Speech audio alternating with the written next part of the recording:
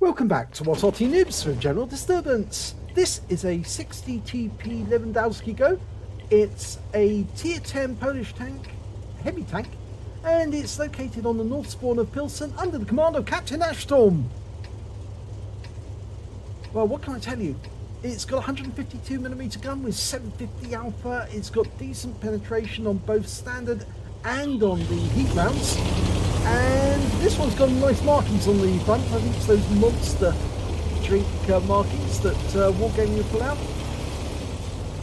Well, I think that this battle will be very similar to the one that Captain Ashton just had on a different map. He's headed for the factory, and the enemy's been spotted. There's an IS-3 ahead. Now, you know that this tank is one of those ones that can basically one-shot some tanks out of the game just like that. It can certainly do a hell of a lot of damage to enemy super heavies like Mouses and Malshans and Type 4 heavies. They all wilt under the pressure from this gun.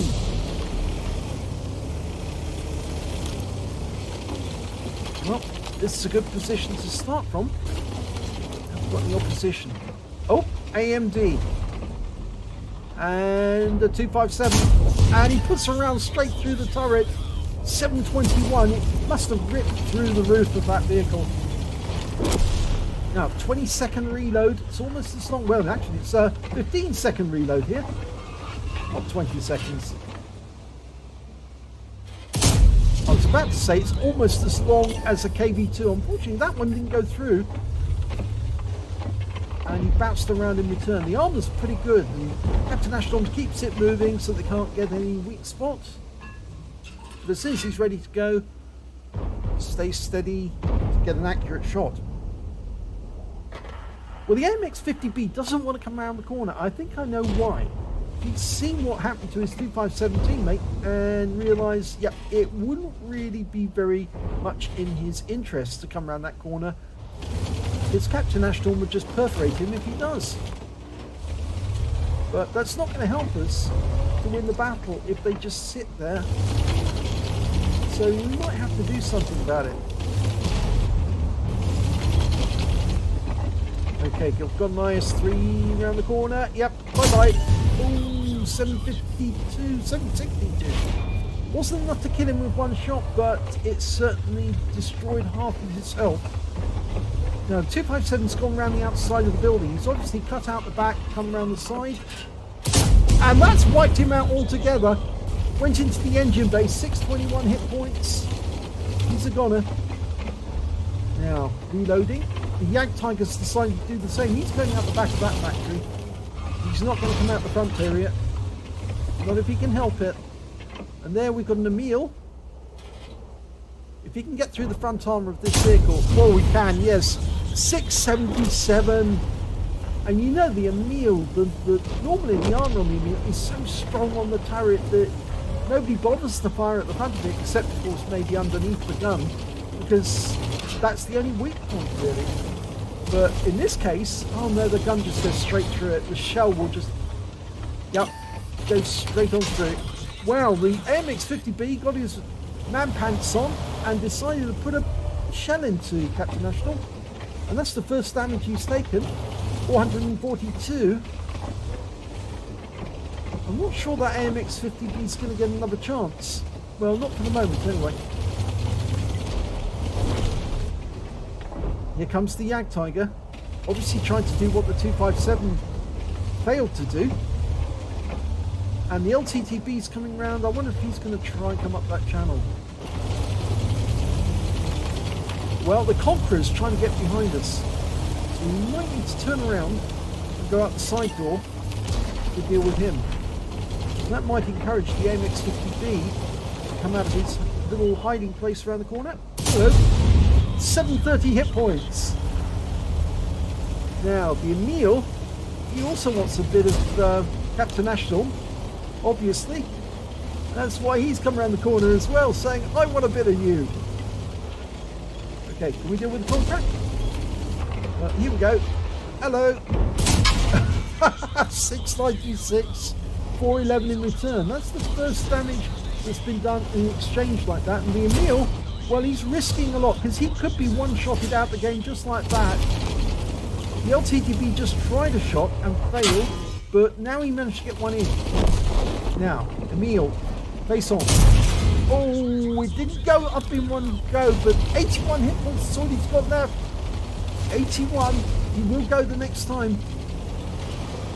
And he tried a bit of ramming to do the job, and it did do half of it, and yeah, he spent the shell. Okay, now here's the AMX-50B. He's got his man pants on at last, bounces around off us, and potentially that means now we've got a steel wall. Now, here comes the others. They've had their brave pills. Probably a big slug of whiskey to give them the courage. The scores are fairly even in this game, but they just don't want to come up face to face with Captain Ashtorm. They know what's coming if they do. Here we go. 130 hit points off the Yank Tiger and he's gone. Oh my god. That is something, that is. That was a tier 9 tank destroyer just taken out just like that.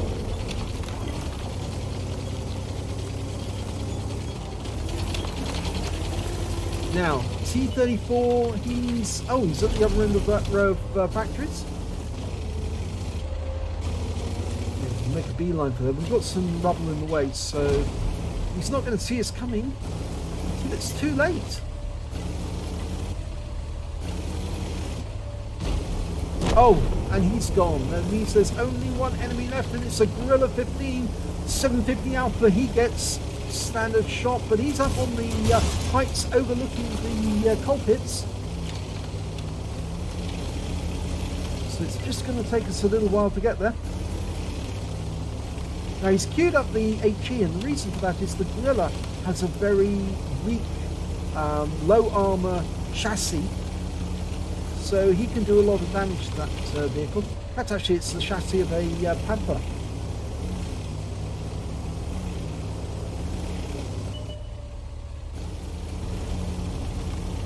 Well, it looks like that Object 430 is feasting on the Gorilla's hit points. And the RT takes the kill. T92 HMC wins the game. But Captain Ashtorm takes the honours. And that's game. Let's have a look at the end of battle stats. It's a second class tank for Captain Ashtorm in the 60TP Lewandowskiego. In fact, actually, this was very similar battle to the one he had before, and the results, well, they're almost similar. He got a Fire for Effect, a Hand of God, and a Bruiser Medal in this one, but it was only a second class. He did a huge amount of damage to the enemy. He did manage to get the high caliber, and he did manage to get the steel wall, just like he did in the previous battle. And his win rate for this game, 5,132, which was only 1,000 less than the other game. But this one was only a second class, whilst the other one was an ace tanker. So let's have a look at the team score. Top of the table, 5,060 hit points of damage out of this one. The next highest scorer was the AMX-50B, the very timid heavy tank on the enemy team, who didn't really want to come out of his hole until, of course, he was encouraged to. 4,006 hit points to him. And then came the Gorilla 15, who managed 3,650 on Captain Ashtorm's team. When it came to kills, it was actually the Object 430 who did the best. He got 4 kills. The 60TP of Captain Ashtorm got 3. And then there was 3 for the AMX-50B on the enemy team. And when it came to base experience points, it was actually the Object 430 again who managed to get 1,000. Captain Ashtorm, 957. And the T-34 managed 899. He fired 10 rounds, and in this game, all 10 hit the target. Only 9 of them penetrated, though. He did damage of 5,060 hit points, all of it at close range. He received 11 hits from the enemy, so it only just qualified for the steel wall. 5 of them were penetrations. So that's more penetrations this game than the last one, and 6 non-penetrations and no splashes from RT this time, because of course he was in the factories most of the time. He blocked damage of 2,140 hit points, which is much less than he blocked the previous time. And he also spotted 1 enemy vehicle, damaged 6 of the enemy, killed 3 of them, and did damage assistance of 397 hit points.